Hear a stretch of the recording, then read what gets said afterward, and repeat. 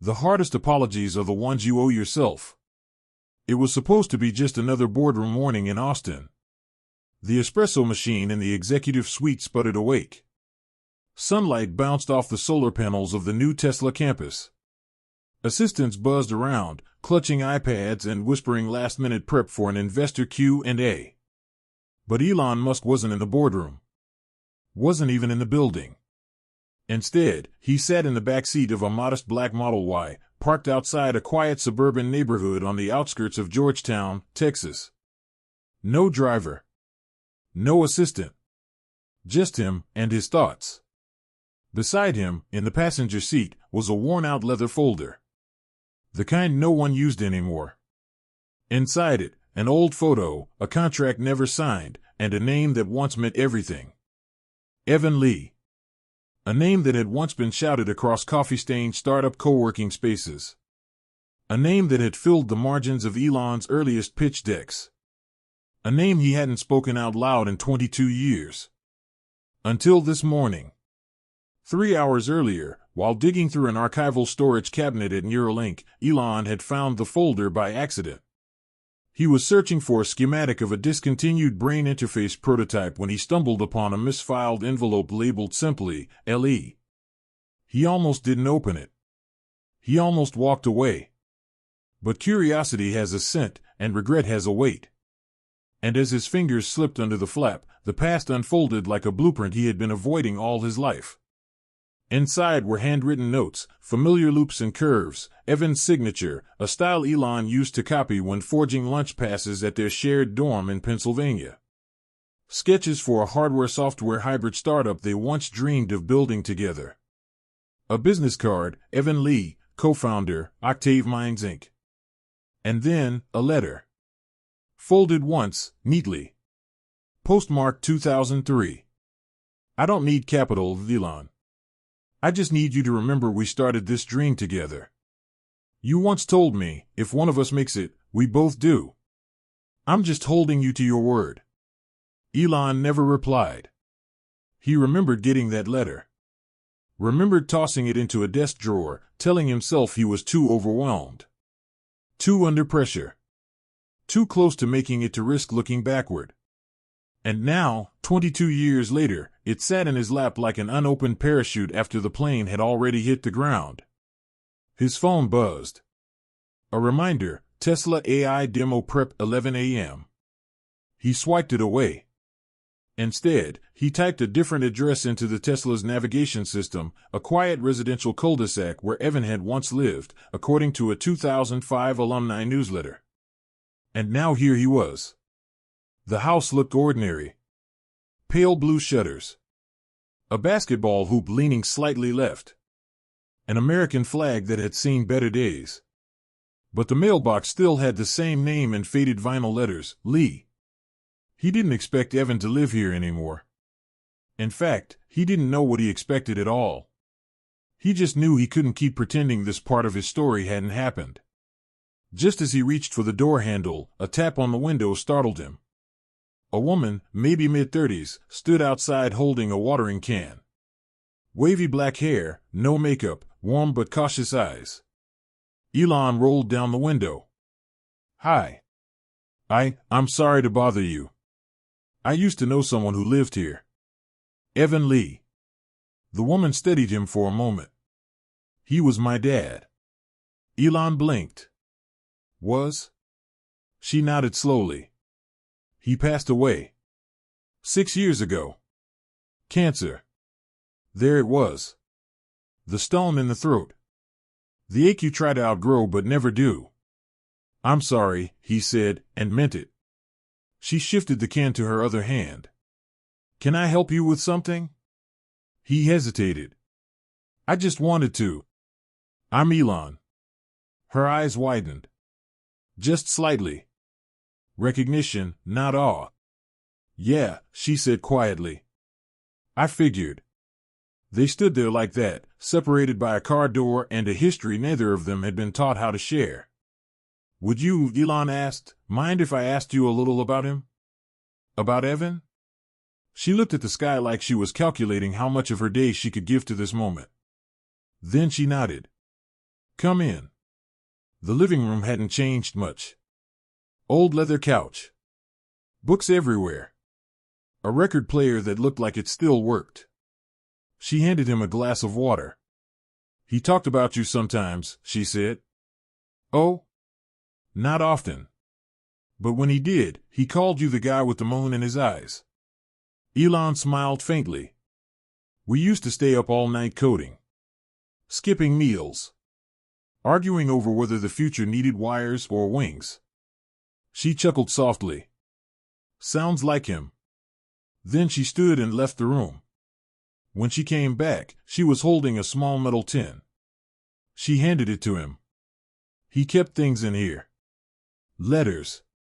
Sketches. One with your name on it. Elon opened it. Inside, a folded napkin with scribbled circuitry. A printed article about the first SpaceX launch.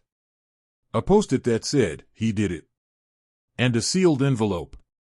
He didn't open it. Not yet. Instead, he asked, do you know what happened with Octave Mines? She sat down. They built a prototype. Investors passed. They ran out of cash. And Dad, well, he said his co-founder got busy saving the world. Elon flinched. She noticed. He never blamed you. I did, Elon said quietly. They sat in silence. Then she said something that would stay with him long after he left. You know, he didn't need the money. He just wanted to know he wasn't crazy for believing in what you two built. Some dreams don't die. They just wait for someone to come back and water them. Later that night, Elon sat in his private study, holding the unopened letter. He stared at it for a long time. Then finally, slowly, he broke the seal. Elon. If this ever reaches you, it's not because I need something. It's because I want you to know, what we started wasn't a failure. Even if I didn't make it, you did. And that means part of me did, too. But if you ever find the time, maybe visit the old library. Row 17. Third shelf. Left corner. I left something behind for you. He didn't sleep that night. He booked a flight instead. To Philadelphia. Where the past was waiting on a shelf. The air in Philadelphia was colder than he remembered. It carried the scent of wet pavement and college cafeterias, memories locked in scents that didn't fade with time. Elon stepped out of the black SUV, hoodie pulled over his head, his face partially obscured by the early morning mist. He didn't want to be noticed. This trip wasn't for the cameras or the shareholders. It was for the version of himself he had tried to outgrow, then realized he had only buried. The university library still stood. Same brick exterior. Same oversized stone lions guarding the entrance. But inside, it had changed: glass doors, digital kiosks, and a new automated check-in system. Elon bypassed all of it. He moved with purpose. Past the modern reading pods, past the robotics exhibition on the second floor, and down into the lower west wing, where dust still owned corners and silence was a natural language. Row 17. Third shelf. Left corner. The shelves here were old, wooden, scratched, loyal. Elon ran his fingers across the spines until he found it. A faded blue hardback. Emergent Intelligence in Biomechanical Systems. He pulled it from the shelf. Inside the cover, taped to the inside with yellowing edges, was a folded page torn from an old engineering pad. On it, Evan's unmistakable handwriting. If you found this, it means you still believe some systems are worth debugging, even after the crash. Beneath it, a diagram, half technical, half poetic, of an idea they once called PulseNet. A wearable device that could translate subtle biometric shifts into emotional signatures. The kind of thing they dreamed would change mental health. The kind of thing no one funded because it didn't sound profitable. And at the bottom, one last note. You always chased Mars. I just wanted to understand Earth a little better. Elon closed the book, heart heavier than it had been in years. It wasn't about the code. It never had been. It was about the way Evan saw people. about how he had noticed Elon slipping long before Elon even realized he was lost. He left the library without speaking to anyone. No selfies. No guess who visited today headlines. Instead, he walked 3 blocks to a place that no longer existed, a cafe they once coded in, where bagels were currency and laughter came free with the Wi-Fi. It was now a boutique cycling studio. He smiled at the irony. Inside, ambient techno music played over sleek chrome finishes. People spun furiously on stationary bikes, chasing calories like investors chased margins. No one recognized him. He stood in the doorway for a few moments, not searching for ghosts, just remembering where they used to sit. Evan had always preferred the seat by the outlet. Elon had preferred the seat near the window. Back then, they thought the only thing they needed to change the world was a faster processor and 200 milligrams of caffeine. What they didn't know, what Elon didn't learn until much later, was that you could build machines that understood logic, but it was infinitely harder to build leaders who understood people. That evening, he sat in a modest hotel room overlooking Rittenhouse Square. He called his son. "Hey, X. How's the dog? She peed on your running shoes again." Elon chuckled. "She's got good taste." "You okay, Dad?" There was a long pause. Then, "Yeah. Just remembering someone who helped build the first version of me." X was quiet. "Is that why you flew back there?" Elon nodded, even though the boy couldn't see him. "Sometimes you have to walk back through the old code before you can write the next version." The next morning, Elon stopped at a small, independent print shop just outside campus. He walked in with the blue book under his arm. "Can you scan and reprint this?" he asked. The clerk raised an eyebrow. "We usually do wedding invites. This is kind of one." He had one copy bound. Black cover. Gold lettering. A single line embossed across the front. PulseNet, the system that almost was. Inside, he included Evan's original sketches, their early notes, and a brief foreword. "This wasn't my idea. But I was lucky enough to know the one who had it." He shipped it to Evan's daughter. No note. No explanation. Just the book. He didn't need to be thanked. He just needed someone else to know her father hadn't been forgotten. 2 days later, as he waited in a terminal at Philadelphia International Airport, he received a message from an unknown number. It was a photo. The book, placed on a small altar. Next to it, a lit candle. A framed picture of Evan, laughing in a baseball cap. And a sticky note that read, "Still debugging the heart." Under the image, a single line of text. "I didn't know he dreamed that big. Thank you for showing me." Elon stared at the image for a long time. Then closed his phone, leaned back in his chair, and whispered, "Thank you, Evan. I finally saw it." Back on the plane, somewhere over the Midwest, Elon opened a new document on his tablet. At the top, he typed, "The mistake that built a bridge." Then, in the space below, he began to write, not about companies, not about rockets, but about the version of himself who almost forgot where he came from. He didn't know yet what the story would become. But for the first time in decades, he wasn't writing for the future. He was writing to make peace with the past. There's a moment in every inventor's life when they stop asking, "What can I build?" and start asking, "What should I protect?" For Elon Musk, that moment came 2 weeks after returning from Philadelphia, sitting alone in a glass-walled conference room on the 42nd floor of the Tesla Tower in Austin, watching the Texas sunset dissolve into streaks of gold and violet. Across the table lay a stack of proposals, battery breakthroughs, factory expansions, AI patent filings. But his eyes weren't on them. Instead, he was staring at a simple one-pager. A concept document titled, "Project Evan, the Quiet Fund for Loud Thinkers." It wasn't his idea. Not really. It was Evan's. Just 20 years too early. Earlier that week, Elon had spoken to Evan's daughter. Her name was June, for the second time. She had called unexpectedly. I got the book, she said. I hoped you would. You didn't sign it. I wasn't the author. There was a silence.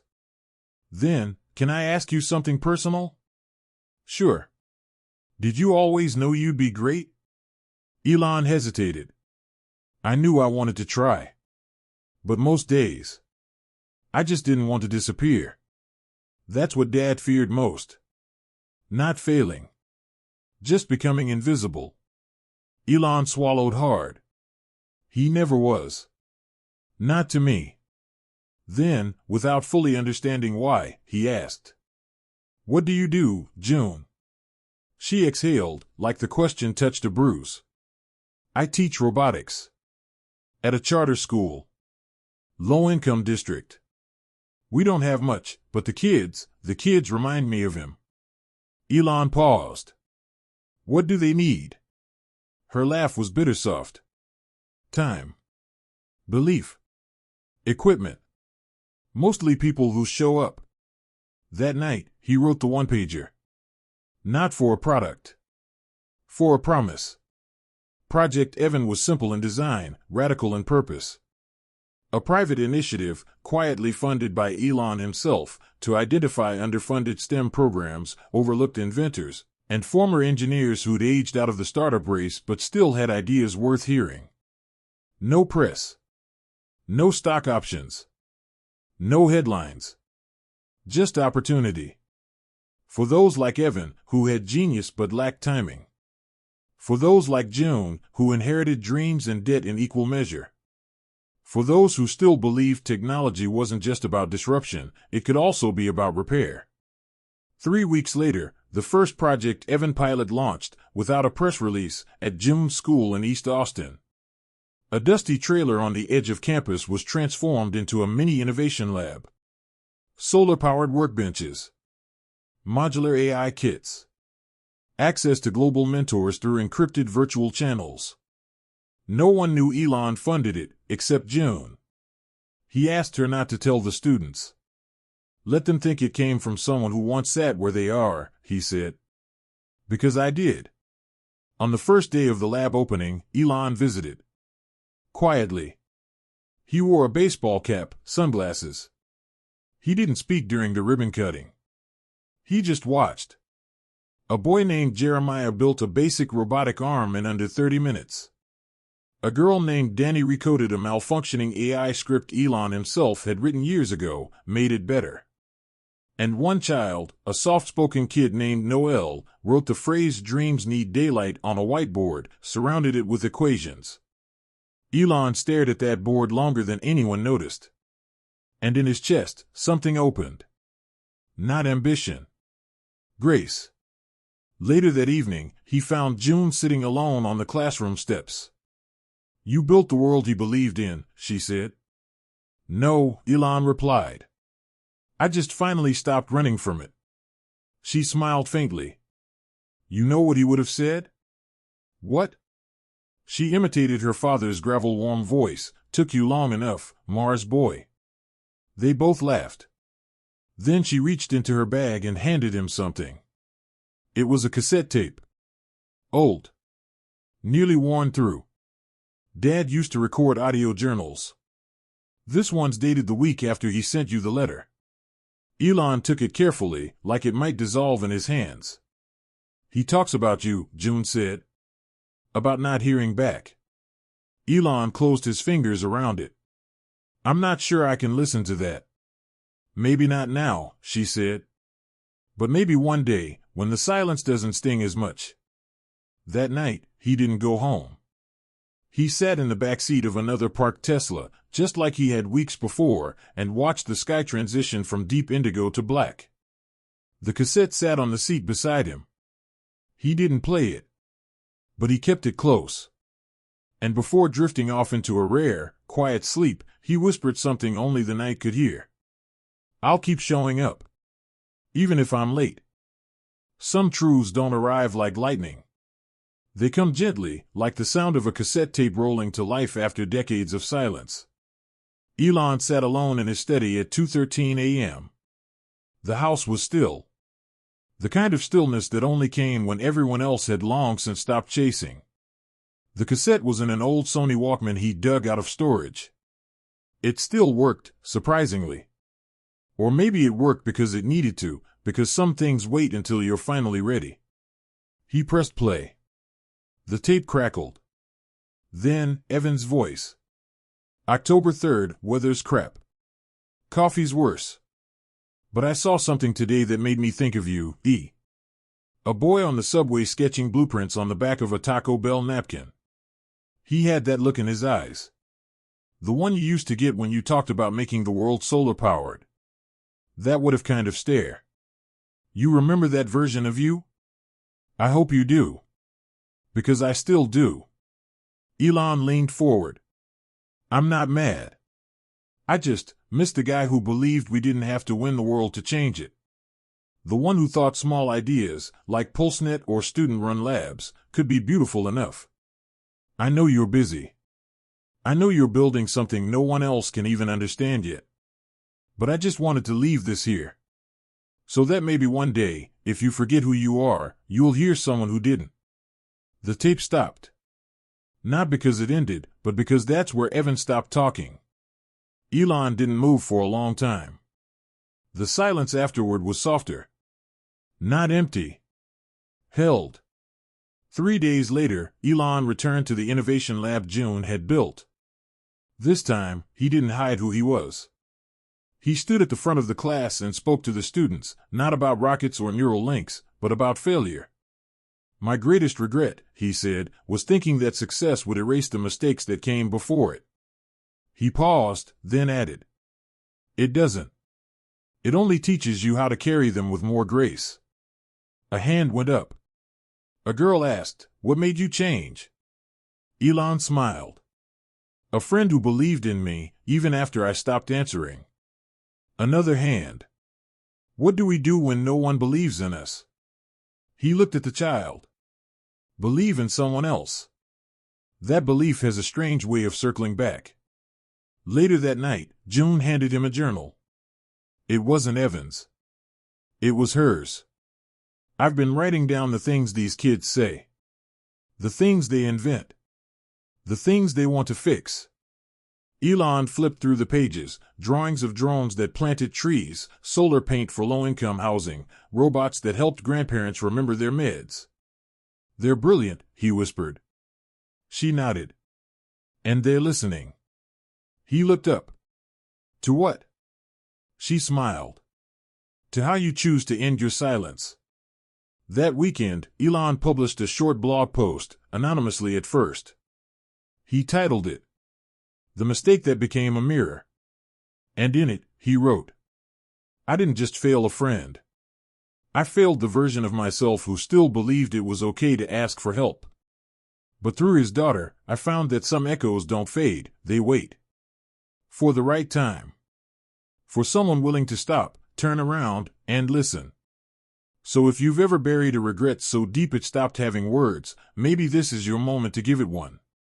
And if you're wondering what to do with all your missed chances, give someone else theirs. Some stories don't end with applause, they end with a bookstore that stayed open, a cassette that still played, and a classroom where one sentence became someone's permission to dream again. They remind us that impact doesn't always look like headlines. Sometimes it's a quiet act of showing up, a silent debt repaid, or a legacy passed gently from one heart to another. If this story stirred something in you, if it reminded you of someone you forgot, or a dream you shelved, maybe now's the time to pick it back up. No, it's not too late. It's just finally quiet enough to listen. Here are 2 books that echo this journey. 1. The Second Mountain by David Brooks. A profound exploration of how true fulfillment begins not in the climb of success, but in the descent into purpose. This book will challenge how you define meaning and contribution. 2. The Gifts of Imperfection by Brené Brown. A powerful guide to embracing vulnerability and rediscovering your worth, even when the world tells you success is your only story.